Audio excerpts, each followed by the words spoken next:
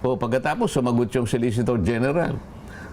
Inamin ba naman niya yung 3 kanyang ganon? At saka yung pang-4 ay isinama namin sa order of business na pag tinignan mo, wala.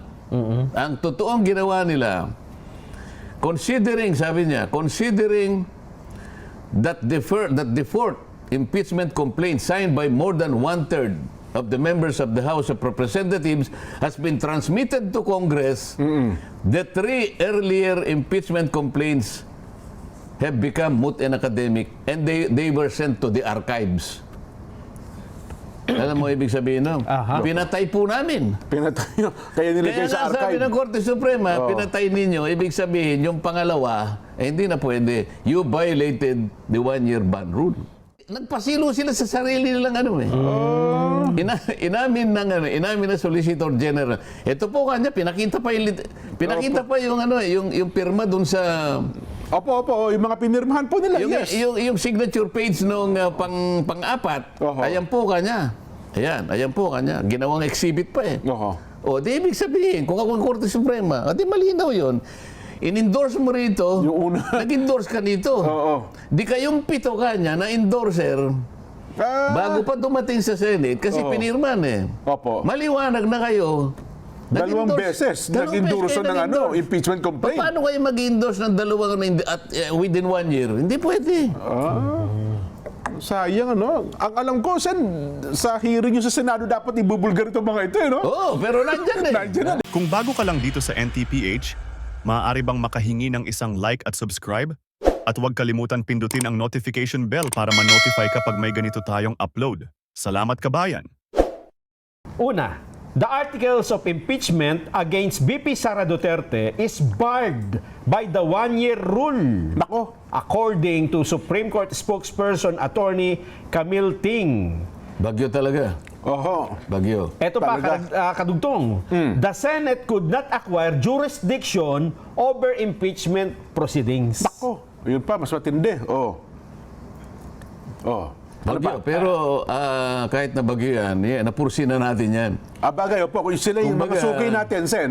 Nakita na natin, sabi natin, ayan na, pumasok na sa area of Philippine, Area of responsibility ng ating bansa. Alam natin nakikita natin yung kung saan papunta kasi, lalong-lalo na nung ang Korte Suprema kamakailan ay naglabas ng sariling order, nire-require ang 2 kapulungan ng Kongreso na isumite yung mga ilang impormasyon na kanilang gustong makita upang mapagpasyahan nila yung 2 petisyon na umabot sa kanila. Doon pa lang sinabi na natin, nakikita na natin kung saan ang direksyon na tinatahak ng Korte Suprema. Na kung tawagin na ay bagyo. Di ba? So, bagyong SC. Bagyong Supreme Court. Ayan. Talaga pong todo ang signal nito, Sen, dahil sabi ni Attorney Ting, ang desisyon ng Supreme Court ay immediately executory at ito isang unanimous decision.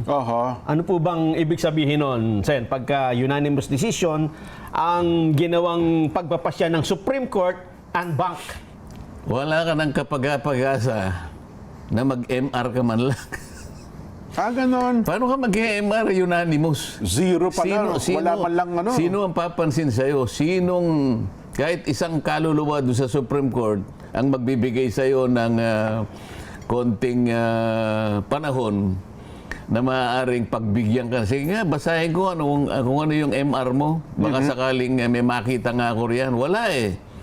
Isinara na po ang lahat ng mga pagkakataon para ikaw man lang ay humingi ng motion for reconsideration. Tsaka immediately executory. Wala nang MR yan. Wala nang appeal yan. Yun pala yung immediately. Walang forthwith. Kundi agad-agad. Dapat ipatupad pala yan. Ang liwanag naman kasi kagaya ng binabanggit natin, doon sa una pa lang na mga pagtalakay natin dyan, wala talagang, alam mo, ito maaring magdamdam yung ibang makakarinig, lalong-lalo na yung mga kasamahan ko sa House of Representatives dati. Opo. Pero pwede nating ipaghalimbawa yan sa nagsaing ng kanin dyan. Okay. Nagluto. Isip-isipin mo, hilaw na hilaw naman yung kanin. Ganon? Paano mo ipakakain sa Senado yun? Oho. Di ba? Hindi ka makakakain kung yung kanin ay hilaw na hilaw din. Halos halos bigas pa eh. Makakain mo ba yun?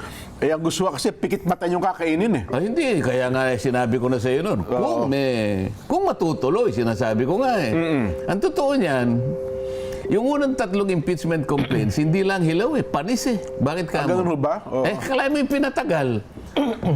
Oo nga, nabinbin eh. Kapag binilang mo yung araw ng pagkakabinbin dyan, hindi siya bababa sa 20 araw. Oho. Subukan mo ang isang Sinaing. ang isang niluto Opo. ay itago mo, hindi sa refrigerator. Ilagay mo lang dyan sa cabinet, pero hindi refrigerator. 20 araw, Ba? alis sa 2 mangyayari, kinain ng daga o napanis. Oho. Napanis. Napanis po. Paano mo idadali sa paano mo dadali sa Senado ngayon? Naglululundag pa nung pumunta eh. Yun na nga po. Forthwith. Opo. Isip-isipin mo. Ayan, nakita tuloy ng Korte Suprema. Unconstitutional eh. Aha. Isipin mo, yung 3, hindi nila isinalang. Nilagay sa cabinet, napanis, o pagkatapos gagawa ng pangalawa raw at diniretso sa Senado. Aha. O sabi ng Korte Suprema, that's in violation of the 1-year rule ban. Hindi po pwede yun. Dapat kung ikaw, dapat yung pang-apat, kasi ituring mong pangalawa ito eh. Opo. Yung pang-apat halos naging pangalawa lang dahil yung unang 3, isa lang yun pinatay. Oho. Ngayon, kung gusto mo mag-file ka sa February 5 o February 6, 2026. Kasi ng pang isang taon. Isang taon eh. Hindi ang ginawa mo, pinatay mo yung unang 3 pagkatapos nung pumitada yung Pebrero 2025, Opo. bigla mong tinransmit sa Senate. Aha. So nahalata tuloy. San, babasahin ko na para Basahin mo. makumpleta ko na yung detalye Sige. at magkaroon tayo ng buong konteksto. Ang sabi pa ni Ting, bukod sa unanimous decision, ang inilabas na pagpapasyang ito, Ting said the first 3 complaints were deemed terminated or dismissed and no other impeachment complaint may be entertained before February 6, 2026. Nakita mo. The High Tribunal's ruling does not bar the refiling of the complaints after a year or in February 2026. Ting said that apart from 1-year ban, the Supreme Court and Bank also found the impeachment complaint against VP Sara Duterte to be violative of her right to due process as enshrined in the Bill of Rights of the Constitution. At dahil po ito ay running story to Jen, may mga lumalabas pang mga detalye. Meron pala siyang keynote Sen na mga parte ng desisyon. Ito ang isa. Ting quoting a portion of the Supreme Court and Bank's unanimous decision declaring the impeachment complaint versus VP Sara Duterte unconstitutional. Ito yung quote. Our fundamental law is clear. The end does not justify the means. Ito pa po yung isang quote. There is a right way to do the right things at the right time. This is what the rule of just law means. This is what the fairness or due process of law means even for impeachment. Tama naman yun eh. Alam mo kung saan kinuha yan kahit hindi pa natin nababasa yung kabuuan ng desisyon ng Korte Suprema. Nakalagay sa mismong tuntunin ng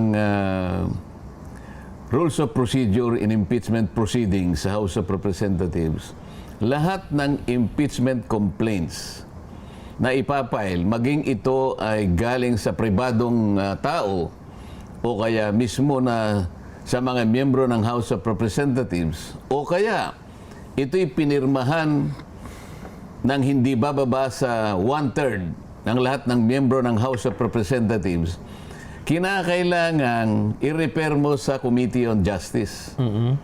Yun ang tuntunin. O isip-isipin mo, umabot lamang doon sa tinatawag nilang 10-session day. Hindi totoo yun, Jen, Nelson. Sa totoo lang, Kapag ako talagang nakahanda tayo, sinasabi ko naman sa inyo, kung yan ay natuloy halimbawa na pag-usapan sa Senado, unang-unang pagkakamali nila dyan, Opo. yung unang complaint ay i-file at in-endorse at ito'y tinanggap ng opisina ng Secretary General December 2. Tandaan nyo, ha? Okay, December 2. December 2, 2024. Opo. Ang December 2 ay araw ng Lunes. First session day. Opo. Pero sa numero ng session, ito ay session number 26. December 2. Ngayon, yung unang complaint na yon ay na-file nung isang grupo alas 4:30 ng hapon, December 2. Okay. Ngayon, ano ang hinahanap sa tuntunin sa House of Representatives?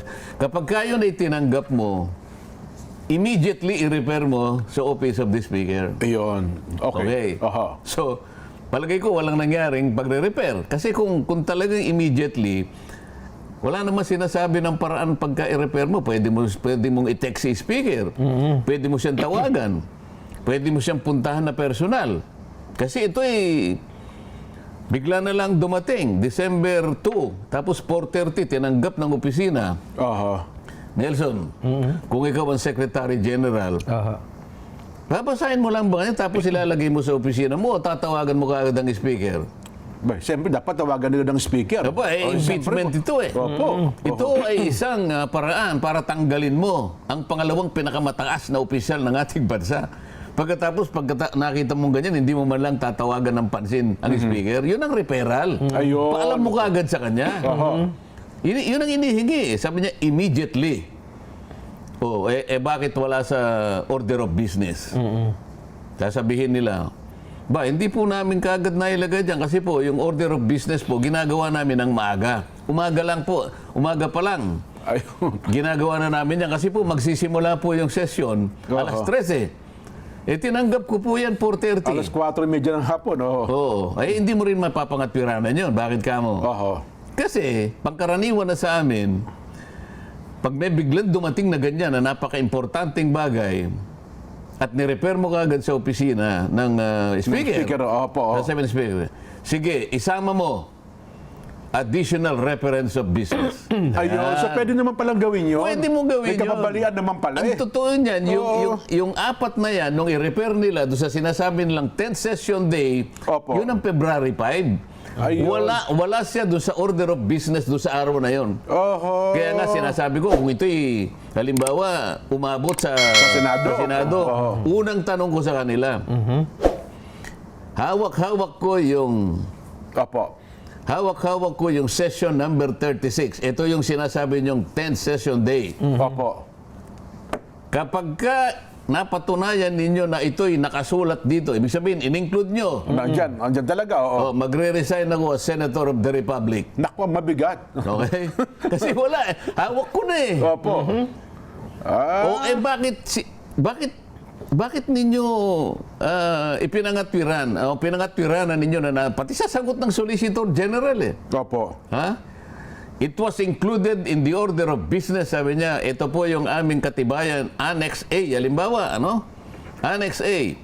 Session number 36, order of business. Pagka tinignan mo, wala doon. Saan mo makikita? Sa journal. Sa journal number 36. Doon makikita kasi additional reference of business. Ayun pala Isipin yun. Balikan natin kamo yung December 2. What is so spectacular about December 2? Pagka tiningnan mo, dalawang panukalang batas lang ang binasa on first reading. Dalawa lang. Walang hindi masyadong busy yung araw na yun. Yung December 2, Opo. Pangkaraniwan, Jen. Opo, Monday yun. Lalo na yung nag-uumpisa kami yung mga ganito. Opo. Halos 100 ang babasa. Kaya mahaba yung session eh. Yung December 2, balikan mo yun, reviewin mo. Dalawang panukalang batas lang ang binasa. Ilang minuto lang yun na babasahin mo. 3 resolutions, 2 panukalang batas. Pagkatapos lahat na communications, mga letters from different agencies, to the archives, to the archives, to the archives.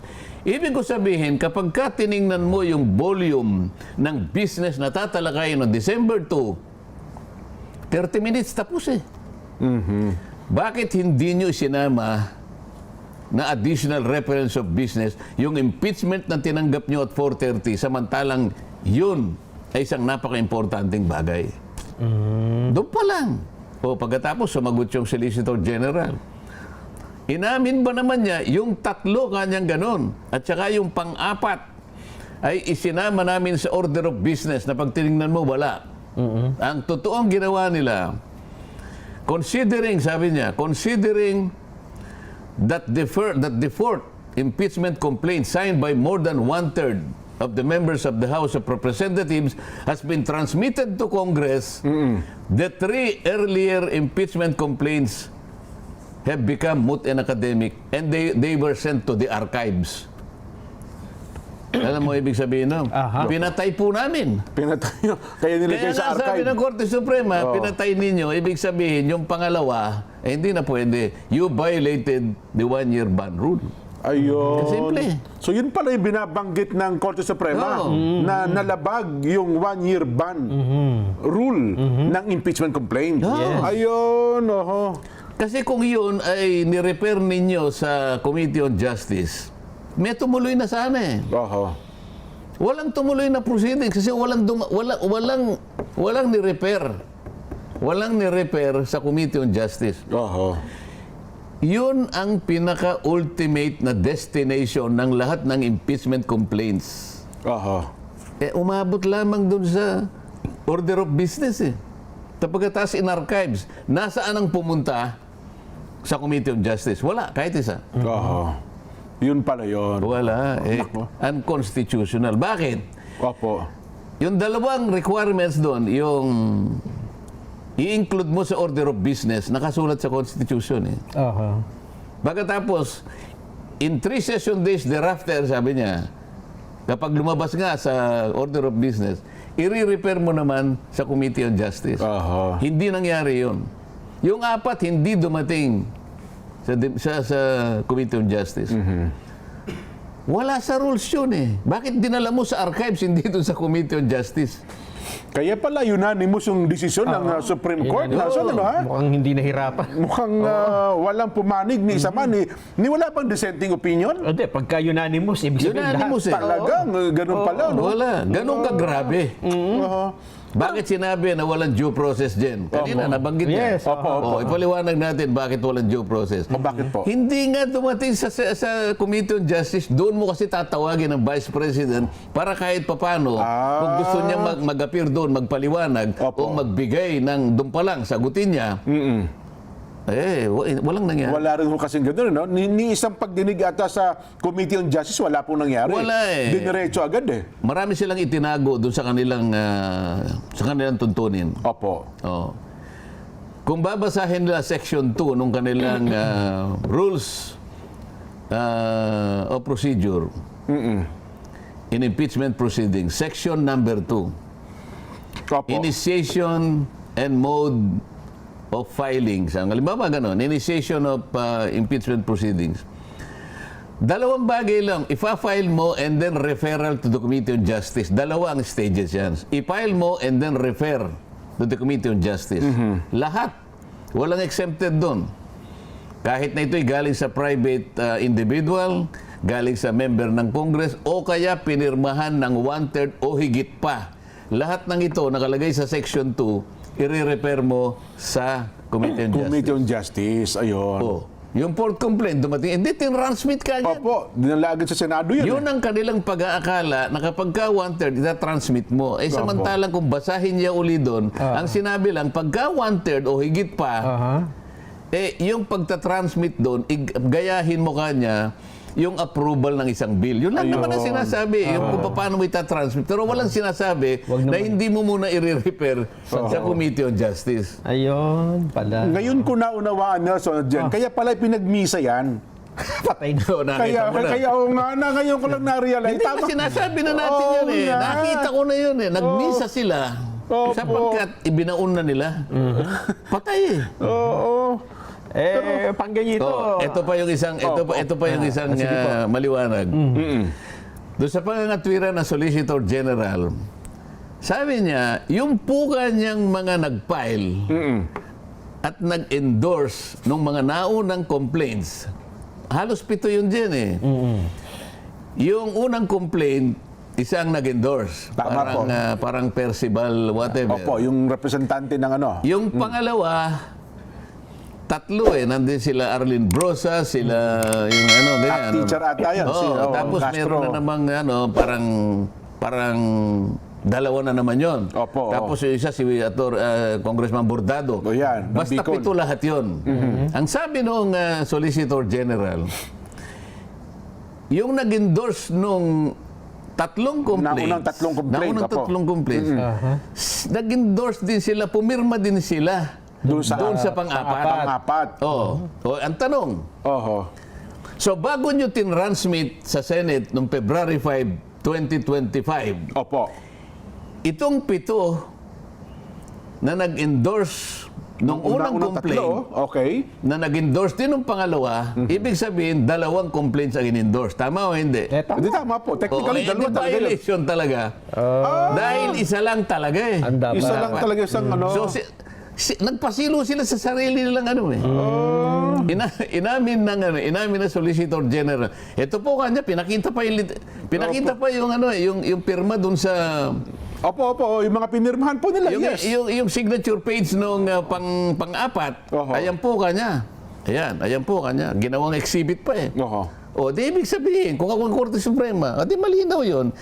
In-endorse mo rito, Yung una. nag-endorse ka nito. Oo. Di kayong 7 kanya na endorser, bago pa dumating sa Senate, kasi Oo. pinirman eh. Opo. Maliwanag na kayo. Dalawang nag-endorse. beses Dalawang nag-endorse beses kayo ng nag-endorse. impeachment complaint. Paano kayo mag-endorse ng 2 within 1 year? Hindi pwede. Sayang, ano? Ang alam ko, sa hearing yung sa Senado, dapat ibubulgar itong mga ito, no? Oo, pero nandyan eh. Nandiyan na, Desisyon na eh, ha? desisyon na ng Supreme Court. Ang totoo niyan, Opo. bago sana mapunta dyan, yung mainit na usapin, paano mo itatawid, di ba? Isa pa yun, isa pa pong Isa issue pang yun, issue no? yun. Oo, From 19th Congress to 20th Congress. Talaga yun. At nakahanda naman tayo, kahit saan mo isakay. Oho. Anong ginamit mo? Submarine, halimbawa? Aeroplano? Hindi na makita, kasi lahat na ng Bangka? dagat, eh, oh. Ha? O nilangoy mo? Baka boring machine po ginamit. Dinahin sa ilalim ng lupa, eh. Kaya nga. Boring Oo, machine na. Pero matutuntun natin. Ha? Ayun. Masasabihin mo. Sabihin mo lang kung paano mo itinawid. Oo. Oh. May statement na po rito ang Senate Court. Ayan, sige, Senate. Alam ko, Impeachment Court. ito na mga, unahin ko na muna House of Representatives. Kasi sila yung ano eh. Sila Ay, ito, reaction ng House sige, of sige. Representatives. Sige, yan mo na. House of Representatives, sa pamamagitan po ni Attorney Princess Abante, the House of Representatives has yet to officially receive a copy of the Supreme Court's decision. We will review it with utmost respect once furnished. That said, we undergo the following. We respect the Supreme Court, but our constitutional duty to uphold truth and accountability does not end here. Ang desisyon ng Korte Suprema ay igagalang, ngunit kailanman ay hindi ito magiging dahilan upang kami ay tumigil sa pagtupad ng aming tungkulin. The impeachment process is not just a legal mechanism, it is a vital democratic safeguard under Article 11, Section 3 of the Constitution. The exclusive power to initiate impeachment rests solely with the House of Representatives. This was firmly established in Francisco B. House of Representatives 2003 and has a long stood and settled doctrine to allow judicial interference. Yan na. Oo. To allow judicial interference in the initiation of this process risks and undermining the very principle of checks and balances. The impeachment is a political act rooted in the people's will. No legal technicality should silence it. This is not about one person. Hindi lang ito laban sa isang opisyal. Ito ay laban para sa karapatan ng taong bayan na manhil ng pananagutan sa gobyerno. The House will exhaust all remedies to protect the independence of Congress and preserve the sanctity of our constitutional role. This is not defiance. This is constitutional fidelity. Ayun, ang kabuuan po ng pahayag. Naintindihan mo yung sinabi niya? Nahihinuha ko po kahit paano. Sabi Ano niya. nga? Ano ibig sabihin? Well, gagawin ng lahat. Huwag mo kami pakikialam. Gagawin namin ng lahat ng kaparaanan. Kami may trabaho ng impeachment. Ang sinasabi niya, hindi pa niya natanggap, di ba? Hindi pa. Kung ako sa kanila, huwag niyo nang tanggapin. Di ba dapat nilang tanggapin? Tanggapin nila yung Hindi katotohanan. nga. Ibig sabihin, Opo. hindi pa nila tinanggap, di ba? Opo. Ang ibig sabihin, okay, kunin mo ng dahan-dahan at huwag mo na ipakita sa iba. Ganun ba? Pagkatapos, pansarili mo na lang. Huwag ka na magsalita kung ano yung pinagsasabi. Yung nga, Ayan. yung judicial interference daw yun. O sa Senado naman. Eto naman, nasa Senado. Nako, magugulat ka rito. Ito po ay inilabas ng Senado as impeachment court. Kasi meron silang tagapagsalita, di ba? Si Atty. Tonggol. Oo, si Yan. Attorney Reggie Tonggol. Siya ang nag-release ng statement na ito. We acknowledge the Supreme Court's decision declaring the articles of impeachment against Vice President Sara Duterte as unconstitutional. The Senate, sitting as an impeachment court, has always acted in deference to the constitutional and rule of law. As a co-equal branch of government, we are duty-bound to respect the finality of rulings issued by the High Court. This decision affirms the careful and deliberate posture taken by the impeachment court that constitutional issues surrounding the articles required clarity before trial proceedings could commence. The court's ruling validates the prudence and restraint exercised by the Senate majority in recognizing those legal uncertainties from the outset. We now await the formal transmittal of the Supreme Court's decision and any related guidance that may affect the impeachment court's jurisdiction moving forward. The Senate remains committed to upholding constitutional order, ensuring due process, and protecting the integrity of our democratic institution. Attorney Reggie Tonggol, spokesperson, Senate Impeachment Court. Makakita mo yung pagkakaiba ng dalawang sagot ng dalawang kapulungan ng Kongreso. Oho. Ang Senado malinaw. Tinatanggap po namin at nagpapasakop kami sa inyong pagdidesisyon. Ganun lang kasimple. Opo. Sa yung isa. Huwag nyo kami. Pakialam. Didiskarte pa kami sapagkat yan ay trabaho namin. Oho. Isipin mo merong apat na hinihingi ang Korte Suprema. Opo. Mula sa 10 yata yun, hindi ko nagkakamali. 4 doon ay sinagot nila ng pabalang. Ganun po ba? Solicitor General ito, halimbawa, wala lang sa akin yung listahan. 4 ito eh. Opo. Sabi doon sa isa, in relation to the articles of impeachment submitted to the Senate, kailangan naming malaman, sabi niya, kung lahat ng mga miyembro na pumirma, yung 215, ay binigyan nyo ng isa-isa ng kopya. Yan. Opo. Alam mo ang sagot nila? Kami po kanya ay magsasabi sa inyo ng ganito. May mga bagay po na wala po tayong pakialaman. Kung baga ganito sila Tama. Opo. tayo po mag-obserba po tayo ng kanikanyang ng kanikanyang limitasyon. Kung equal branch po tayo Kaya wag nyo kaming panghimas. Parang ganun Pagkakasabi. 4 ito Tinatanong lang naman lahat po ng pumirma ng 200 in relation to the articles of impeachment, binigyan po ba nyo sila ng isa-isa ng pagkakataon na mabasa man lang nila ito? Opo. Bakit hindi mo isagutin ng totoo yun? In relation to that article, blah, blah, blah. Nabigyan nyo po ba sila ng panahon? Nabigyan nyo ba sila ng kopya ng lahat ng ebidensya na kanilang dapat na mabasa upang sa ganun ay makapirma sila o hindi? Opo. Yun, yun ang tipo ng mga pangangailangan Diba? Ganun ang sagot. Nako. Ito Meron naman po tayo kanyang sariling spear. kanya-kanya Oo. Opo. Separation. Para sagutin mo ang Korte Suprema ng ganun. Opo.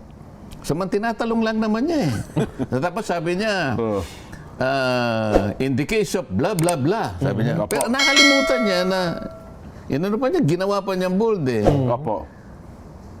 Kung yan naman kanya hindi nakakita ng kaduda-duda ang Korte Suprema, kaduda-duda nga kaya nga hinihingi nga Yun sa na inyo nga. ito eh. Hindi, kasi nakakita siya nakakampi sa katauhan ng isang associate justice, retired eh. Sabi, pumirma na nga eh, tatanungin niya pa kung nabasa o hindi. Di ba? Parang ganun na lang style eh. Hilaw nga. Nakita ko yung hilaw nga. Paano ang gagawin mo? Isip-isipin mo naman. Isip-isipin mo, ito nga yung pinapaliwanag natin. Napakasimple lang nito. 3 steps lang ang pinag-uusapan. I-refer mo immediately to the office of the Speaker. Yan po. Ang Speaker naman, i-include niya sa order of business within 10 session days. Pagkatapos, ito yung pangatlo. 3 days thereafter, after the inclusion in the order of business, i-refer mo sa Committee on Justice. Ayun. 3 lang. Bakit nawala ito? Itong una, hindi ni-refer immediately. Ito naman, sinabi, 10 session days. Pero pag binilang mo, kung pang-ilan yung sinabi nilang session 36, pang-11. Pang 11 days. Bakit ka mo? Yung sinasabi ko kanina, December 2, doon i-final yung naunang impeachment complaint. Opo. December 2. Yung December 2 is session number 26. Tandaan mo, Nelson? Opo. Session number 26, sabi nila, yung section 36, yun ang number 10. Bilangin mo. 26. 27. Opo. 28. 29. 30. 31. 32. 33. 34. 35. Opo. 10 na yung 35 eh. Yung 36 pang 11. Pang 11. Ayun. So itinago nila, hindi nila in-include yung section 20, yung session 26 doon sa bilangan. Para lang palitawin. Nagkamali sila sa kanilang pagkwenta. Bilang, oo nga. So nung i-present na Solicitor General, hindi nauna siya sa 27. Teka muna. 27 agad. 26 Lunes yun, session day yun, ba't hindi mo include yun? Doon niya ipinail. 4:30 nga lang ng hapon.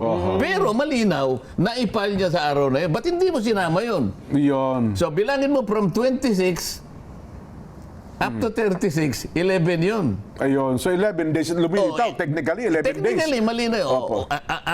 Nasa ng napakaraming mali. Una, pag binasa mo yung order of business, wala doon. Pagka binilang mo, hindi 10, 11. 11 days. Pagpalagay mo ng tama yun, Bawat bakit tanda. hindi mo dinala sa Committee on Justice?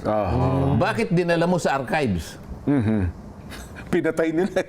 In-archive. Pag dinala mo sa archives, namatay yun. Kaya nga sabi ko sa iyo na panis. Pagkatapos, itong lutong panis at hilaw na hilaw, dadalhin mo sa Senado at sasabihin mo, Senate, forthwith. Lunukin nyo yan, ha? Nagmamadali sila. Nguyain nyo ito ng madaling-madali. Ano ba klaseng? Nakita mo sabi ng Supreme Court? Unanimous.